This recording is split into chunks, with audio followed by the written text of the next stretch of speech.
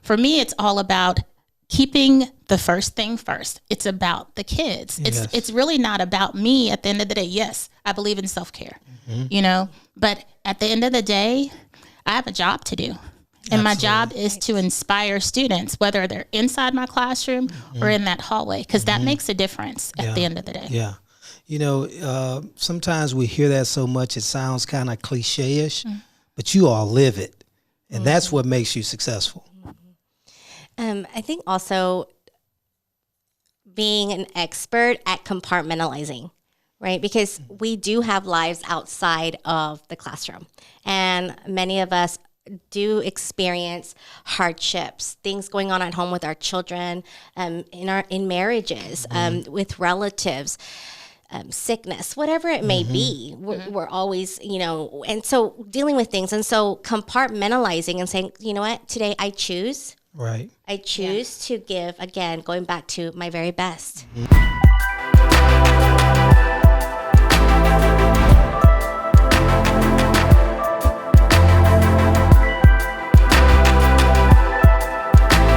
Hi, my name is Dr. Marc Smith, and I'm superintendent of Duncanville ISD, and this is my podcast, Super Intentional.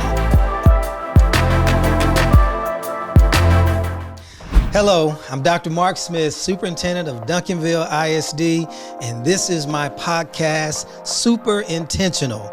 And so I am so excited today. I always say that leadership matters. And so a district, a school, a classroom, it rises or falls based on the leader. And so I have two of our awesome educators in Duncanville ISD today. I'm looking so forward to having a conversation with you all. I have Miss Eika Johnson and Miss Jessica Ford. And so they are excellent teachers, teachers of the year in Duncanville ISD. And so whenever your peers and others this one thing, if you say you're teacher of the year, right? Right. But you probably say you are teacher of the year, right? Of course. Yeah. But it's a whole nother thing when your peers and the people in the district who see you work every day, your principals, and know the difference you make in the classroom. So it is awesome. I'm so excited to have a conversation with you all today. So why don't we begin with Eika, you just telling us where you are, where you teach, and what you do, and then we can transition to Jessica. Awesome. So I'm at Kenner Middle School, actually the STEAM Academy at Kenner Middle School, and I teach sixth grade engineering. Sixth grade. Wow. I remember how I was in sixth grade, so bless you. You got to be a special person. Ms. Ford, what about you? Where are you teaching? And where actually, you just had a transition. Right. Tell us about that. So I'm no longer teaching little people. Yes. It's transition. Yes. So I'm a teacher specialist at Charles Acton Leadership Academy. Wow. And so it's an entirely different element. Yes. Working with adults now. So transitioning that leadership from helping little people, young kiddos learn how to be leaders in their life to just helping leaders that are leading little people. So helping them excel and be the best educators that they can be in their classrooms. Absolutely. So guys, you all are teachers of the year. When you think about a teacher of the year and all the things that you have to do to be successful, what stands out? How did you get here? Work. You really have to put in the work, and it's not work so that you can get the accolades. It really isn't about that. It's like putting your head down, putting your heart out there for the kids, and making gains, seeing them be successful. And I think that's the mark of a teacher leader or a leader in itself, is watching the work that you put in and seeing the fruit from that. Yeah. What are your thoughts, Jessica? Yes, definitely what you said, Eika. It's work. It's about doing what needs to be done even when no one else is looking, and even if no one else is doing it. Yeah. It's also making necessary adjustments, and evaluating, reflecting constantly. And that could be with just from one one part of the day to the next part of the day, right? I completely changed that, didn't work. Or it could be from one day to the next, right? Or just the way that I approach my students, the way that I approach their learning, what I want to deliver, the way I approach my delivery of instruction, that is constantly evolving. It never stays the same. There may be some components to create some form of stability and structure, but it's constantly evolving. Right. You know, it's hard work, obviously, to be a teacher. It's even harder to be an effective teacher. And then it's even harder than that to be an effective teacher in the middle of a pandemic. So, you know, first of all, I so respect everything that you all do and have done to make a difference. Duncanville wouldn't be what it is and what we're going to be unless we had the kind of power educators that you all are. So when you think about all that you have endured, it's hard work just under normal circumstances. Right. How do you still press through and be successful and deal with the challenges that you have had to face during the pandemic? I think that you have to have a passion for what you do. It's got to be something that's innate. It can't be something that's outside, extrinsic. It has to be intrinsic, and you have to have that motivation to keep moving. I would say that my main motivation are my students. You know, whether they want to learn something, if they walk into the room and they're having, if they're having challenges or issues, once I see that light, that's all I need. Right. I just need the light. Once I see one light and then the next light comes through, all of a sudden, everybody is doing something that I want to do. And then also, I think it's important to make sure that you keep your expectations high for your students, not only for your students, but also for yourself. What are my expectations for this this class period or this semester? What are my expectations? And if you keep those expectations high for your students and for yourself, then that's pretty much all the motivation that you need. You know, you said something powerful, keeping those expectations high. And here's the deal about balancing that, you know, because on the one hand, our students have been through a lot. But if you have those lower expectations and kind of have the mindset that, oh, we need to take care and coddle the kids, and you don't push them, then you don't get what you need. So that's a powerful statement. And I wanted to make sure we really highlighted that. High expectations versus low expectations. And so I kind of want to hit on that as well, just creating structure, providing stability. Right? Going back to knowing that I have expectations. Every day you know what to expect from me. Every day you know that I care. And so therefore I'm going to redirect you and put you back on track, because we have a goal at the end of the day. At the end of the day, I want to know that I was able to give you 100%. And something that I would always say to students is I expect 100% from you, because I'm giving you 100% as well. If your 100% is today's not a good day, this is my 100%. This is my very best. That's all I ask, is your very best. And so every day we just go into the day saying, I'm going to give you my very best. I want your very best back. You know, you all inspire hope. As you're talking, I'm thinking about back in the day when I was a student and how when the teacher inspired hope and had the energy that you all bring to the table, it basically helped me to rise to my level of expectation. It helped me to rise and then do things that I maybe didn't think I could do, because I had a person in front of me that could turn that light on. So, you know, there are a lot of sixth graders, a lot of intermediate kids. They need someone to spark and turn that light on. How do you be that energy every day? Because the pandemic is just as bearing on you as it is for the students. I think you have to keep first things first. Yes. First things first. You know, and you go through every single one of those habits if you'd like, but you have to keep the main thing, And, you know, you see a kid walking down the hall and you've got to connect with that kid. I mean, I look at it this way. In my hallway, it's my hallway. Absolutely. Every student that walks down that hallway is my student. Yes. It doesn't matter if they're looking down, trying to, you know, avoid eye contact or whatever. That's my kid. And I'm going to make an impact on that kid on that day at that moment. So for me, it's all about keeping the first thing first. It's about the kids. Yes. It's really not about me at the end of the day. Yes, I believe in self-care, but at the end of the day, I have a job to do.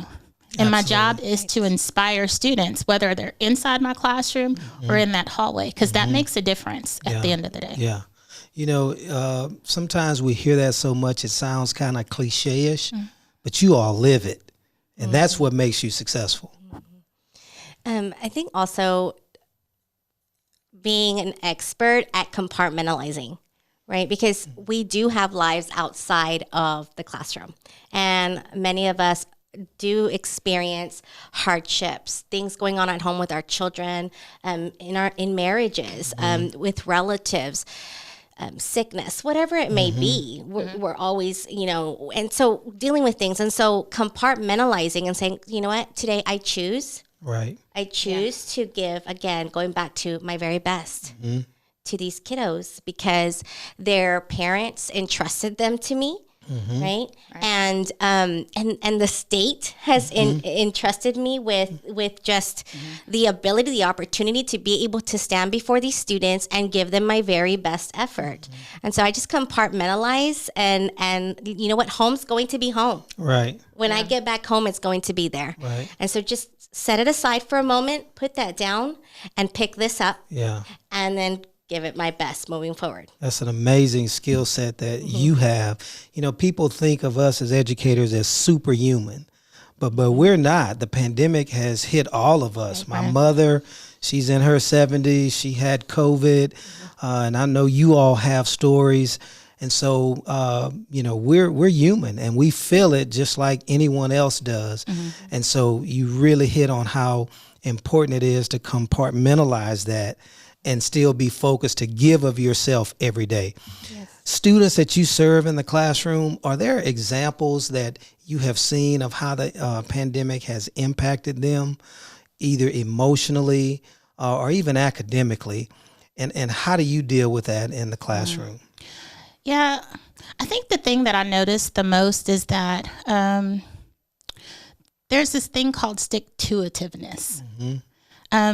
A lot of the kids do not stick to one thing for very long. Yeah. They want to, like you give them an activity to do and you're expecting them to put forth all of this effort on this activity. However, their focus, their focus is so off. And, there's a lot of legwork that comes into that as the teacher in the classroom. You have to be mindful that they're different. Right. They're different now. The pandemic has changed so many things for them. Classes were halted, stunted. And once they picked back up, I think we were all trying to figure out, okay, well, what are we doing? What are we doing? And, a lot of the kids were not there. Like they just weren't there. They were disconnected and they kind of got to do exactly what they wanted to do. Right. And I know that half of the time my students are not wanting to do exactly what I want to do. And so that whole idea of sticking to a task until you see it through, not until you get bored with it. Right. But, until you see it through, I find that to be a challenge for them. And it makes me have to work harder in the classroom. Right.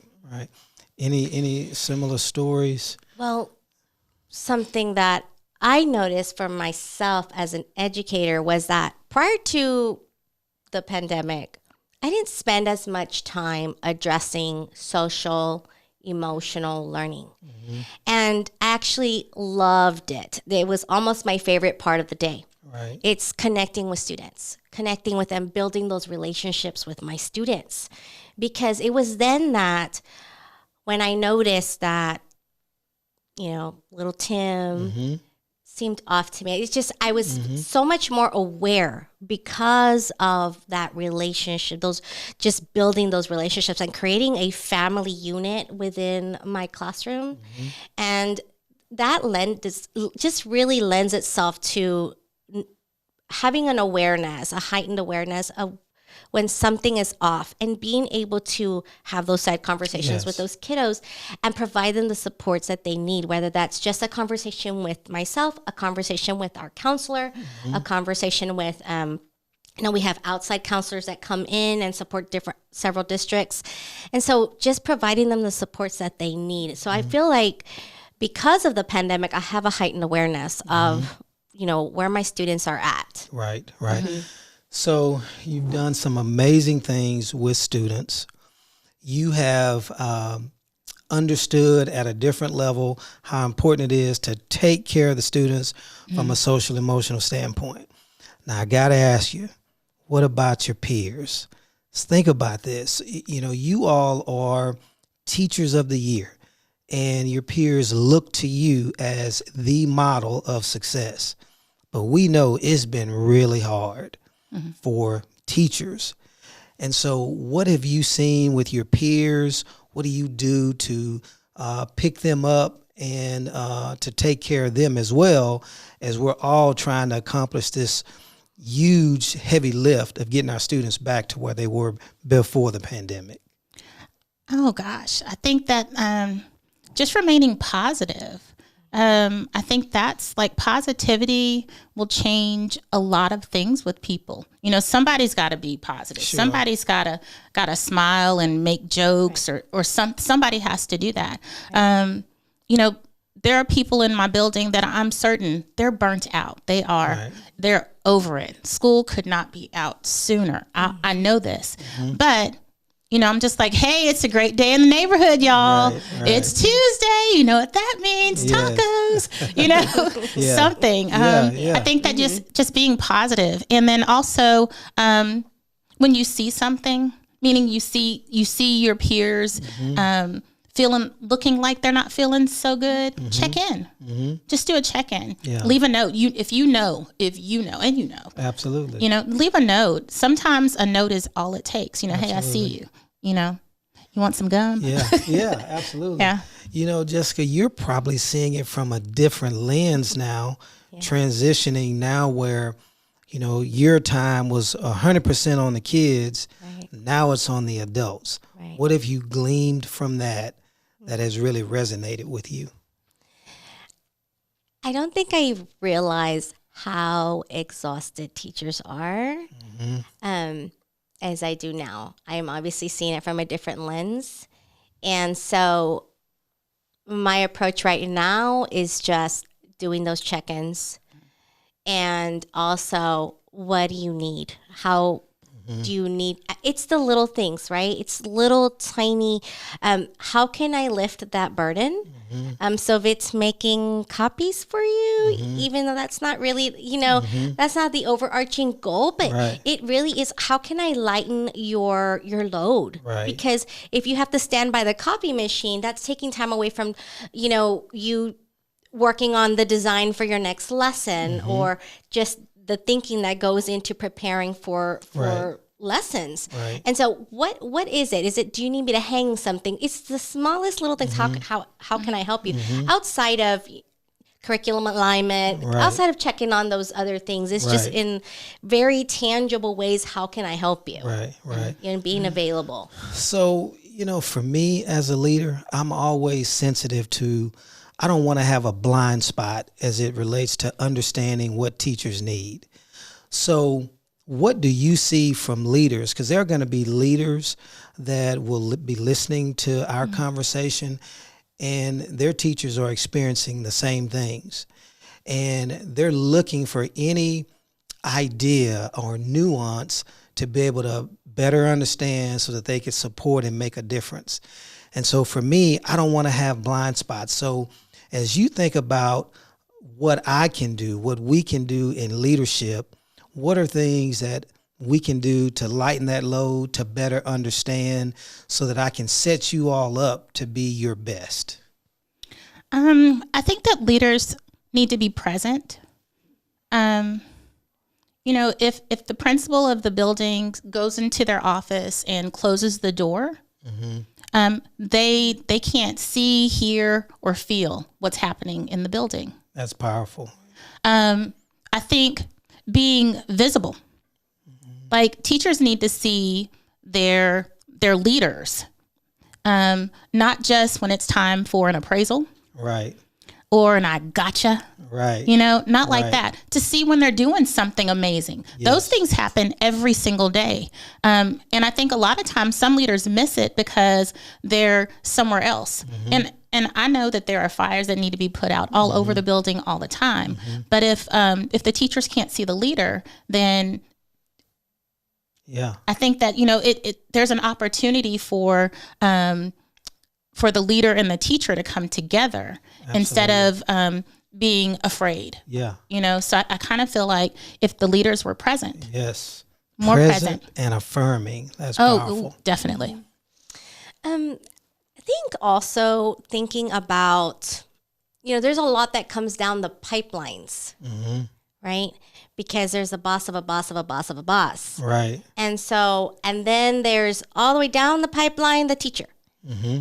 And if there was a way to really look at a teacher's to-do and how many hours there actually are to make it all happen, maybe finding a way to streamline as much as possible. Right. How can we streamline? And I know, Dr. Smith, that you made it possible for principals to streamline some things, right?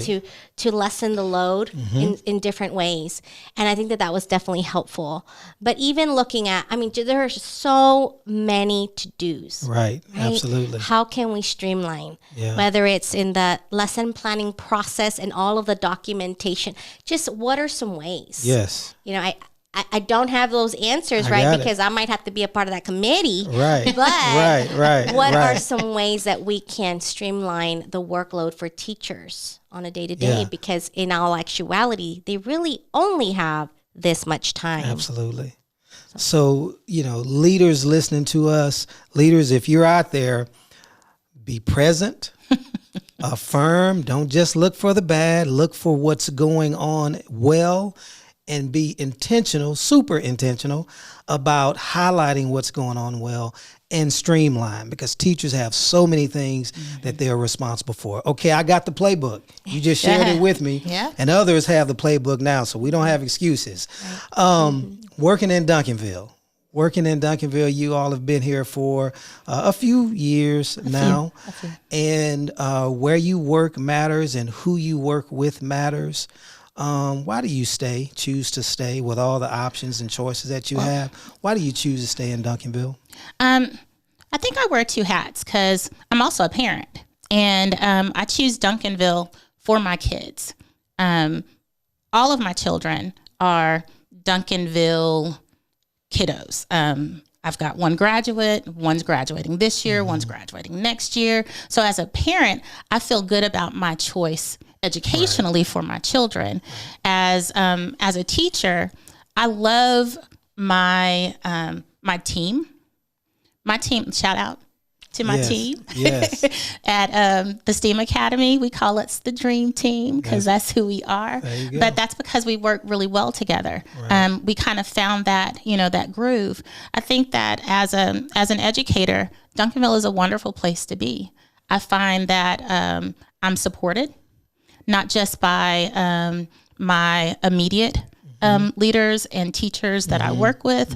I'm supported not only at the campus, but also at the district level. And if I wanted to collaborate, make that partnership between my school and the high school, I have partnerships, if you will, with other teachers who teach similar things that I know that my students will need at some point. And I can reach out to people at any time. I do not feel like I'm a man on an island all by myself. Sure, that's good. So thank you for sharing that. That's powerful reinforcement for me. Jessica, why do you choose to stay in Duncanville?